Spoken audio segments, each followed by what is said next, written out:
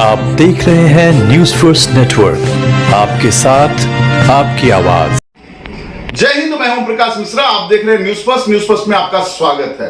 आज हमारे स्टूडियो में आई हुई है वो मजलूम लड़की जिसके ऊपर उसके ससुराल वालों ने इतने जुल्म और सितम ढाए हैं कि मैं बयान नहीं कर सकता। विश्वास नहीं होता कि आज के युग में भी दहेज के दानव जिंदा घूम रहे हैं। आज के इस जहां पे हम कहते हैं कि हमारी संस्कृति, हमारा जो पर्यावरण, हमारा जो समाज है इतनी प्रगति कर रहा है, उस प्रगति में भी ऐसे नासूर लोग हैं जो कि अपने बहन बेटियों को न देख करके दूसरे के घर से आई हुई बहन बेटियों को भी अपना नहीं समझते।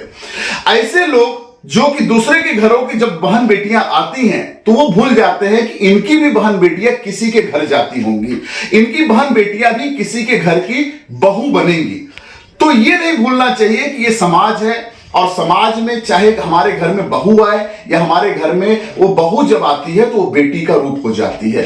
ऐसे ही एक मजलूम की कहानी हम आपके सामने बयां करने जा रहे हैं। हमारे साथ में है मर्जीना शेख। मर्जीना शेख, आपका स्वागत है न्यूज फर्स्ट नेटवर्क में।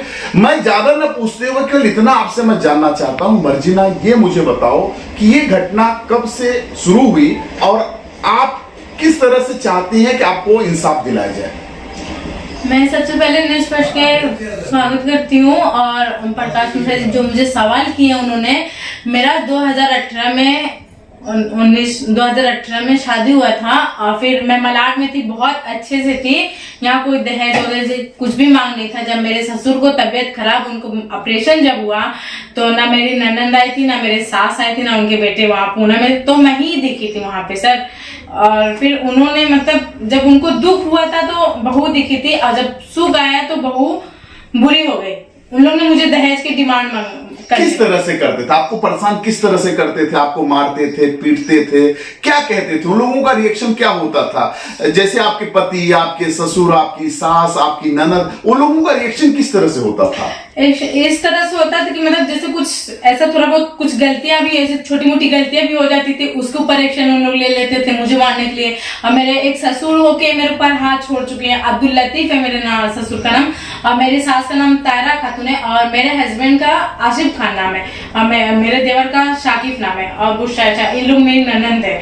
तो इन लोग ने मतलब मेरे ऊपर आते थे मारने के लिए, हाथ उठा भी हो जाते थे मुझे कि मतलब उसको छोड़ दे, मैं तेरी शादी करा दूंगी और दहेज अच्छा मिलेगा। वहां तो कुछ भी नहीं मिला दहेज वगैरह।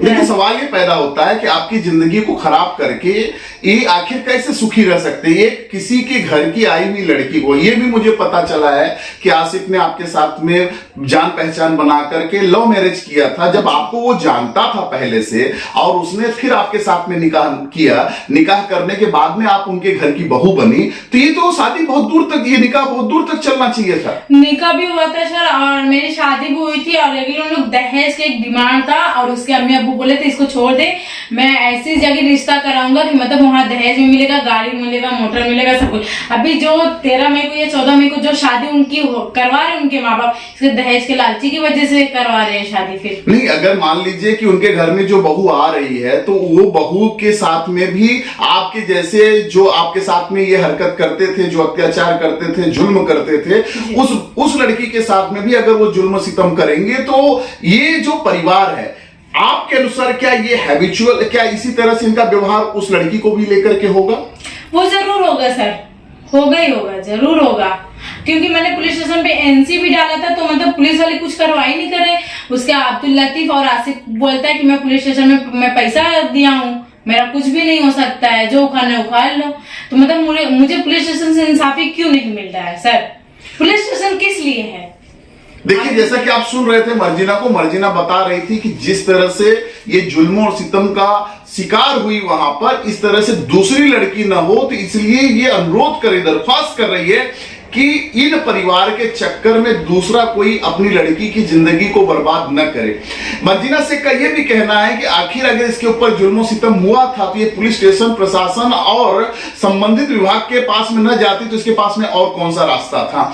आखिर आज मर्जीना शेख दर दर की ठोकरें खा रही है, मीडिया में आज मजबूर होकर के मैं इसलिए कह रहा हूं मजबूर होकर कि इसके पास में और कोई रास्ता नहीं है। ये प्रशासन में गई, पुलिस स्टेशन गई, पुलिस वालों के पास में गई, हर जगह जहां पर इससे बन पड़ता था, जितना इसके पास में नॉलेज था, जितना इसके पास में ज्ञान था, वहां वहां गई, दर दर भटकी, और अब इसके पास में पढ़ी लिखी भी नहीं हूँ सर, और मुझे कोर्ट में एक बहाने से लेके गए थे साइन कर, मैं तो मुझे बोलेंगे ना कि मतलब ABCD पढ़ के बताओ क्या मसला था, वो किस तरह से आपके साथ में धोखा किया? मुझे किस तरह से धोखा, क्या 5 तारीख को मुझे मारे, उन लोग मारे थे, और 6 तारीख को बोले कि चलो वहाँ कोर्ट में मतलब थोड़ा काम है, ऐसी बातचीत करके आ जाएंगे। मुझे बहाने से लोग फुसला के लेके गए। अब मैं तो पढ़ी लिखी हूँ नहीं, मैंने कोर्ट और पुलिस स्टेशन कुछ भी मैंने ऐसा नहीं देखा। एक घर में रहती थी, जैसे वो शादी किया मतलब मुझे लेके, मैं कंपनी में जॉब करती थी, 5-6 हजार कमाती थी, और उसको मैंने पूछी कि अपने माँ बाप से पहले राय मशवरा ले ले, तो बोलते मैं अपनी मम्मी से, अब्दुल लतीफ से और तारा खातून से मैं राय मशवरा लिया हूँ, मैं तभी मैं एक्सेप्ट कर रहा हूँ शादी करने। उसने मेरे से लव मैरिज से शादी किया था और मुझे भगा के शादी किया था, और ये बोलता कि मतलब इसके घर वाले, मेरे घर वाले की मर्जी से होता शादी, तो आज मेरे घर वाले मेरे साथ रहते सर। नहीं, जैसा आपके साथ में जब धोखा हुआ, इन्होंने आपको बुला करके आपके साथ में धोखा किया, बांद्रा में बुलाया इन्होंने, और आपके साथ में इन्होंने कहा कि भाई एक कोर्ट के पेपर पे साइन करना है आपको, उन्होंने बताया नहीं, तो उसके अंदर मौलाना भी शामिल थे, उसके अंदर कोई एक वकील भी शामिल था, उसके अंदर परिवार वाले लोग शामिल थे। इनका यह आरोप था कि नहीं भाई मदनी भी थे, वो भी बड़ी मौलाना है, वो भी जो मतलब बहुत नाम होते हैं, वो खुद ही मुझे गाली दिए थे। बताइए। बहुत बड़े मौलाना है वो सर, अब्दुल हकीम मदनी, जिसका पेपर ने चलाया था अपने जी। तो कहने का मतलब ये है कि जब समाज को चलाने वाले, समाज में संदेश देने वाले, अच्छा संदेश जिसके ऊपर समाज के लोग गौर करते हैं, ऐसे लोग भी इस तरह की हरकत करते हैं। और कोई ससुर अपने बहू ऊपर हाथ उठाता है क्या सर, ये बताइए ना? नहीं, कोई उठाएगा अपनी बहू के ऊपर, मतलब बाल पकड़ के कोई मारेगा सर? नहीं। मुझे तो मेरे ऊपर ऐसा हो चुका है, क्योंकि मुझे मेरे को बाल पकड़ के ऐसा ना, मेरे ससुर तक अब्दुल लतीफ जो है ना, वो बाल पकड़ के रोड के बाहर निकाले थे, ऐसे नकाब। तो आपकी जो आपके साथ में जो घटना और दुर्घटना हुई, जो भी आपके साथ में जुल्म सतम हुआ, जब आपके साथ में ये सारी घटना हो रही थी, तो क्या ऐसा कोई व्यक्ति नहीं था कि जो आपका साथ देता? कोई नहीं था, सब उसी को मिले हुए रहते थे। मैं तो वहाँ, मेरा वाकन पाल मेरा कोई चिन्ह पहचान था नहीं कि जो मेरे सपोर्ट में है। अब मेरे माँ बाप तो मेरे से खिलाफ है ही, क्योंकि मैंने अपनी मर्जी से शादी किया है ना सर। जैसा कि मुझे उम्मीद है कि आप लोगों को समझ में आया होगा कि आज भी समाज हमारा इतना पिछड़ा हुआ है कि जब मुद्दा आता है दहेज का, तो वो आंख अपना बंद कर लेता है। जब आता है बहू के ऊपर जुल्मो सितम का, तो अपनी आंख बंद कर लेता है। जब बात आता है दूसरों की लड़की के ऊपर, तो अपना आंख बंद कर लेता है। आखिर ये समाज हमारा कहां जा रहा है? मैं सभी से दरख्वास्त करूंगा कि समाज में जो दहेज रूपी जो कलंक है, उसको हम सबको मिल करके मिटाना होगा, तभी हमारा समाज प्रगति करेगा। कैमरा पर्सन फहीम खान के साथ ओम प्रकाश मिश्रा, न्यूज़ फर्स्ट मुंबई।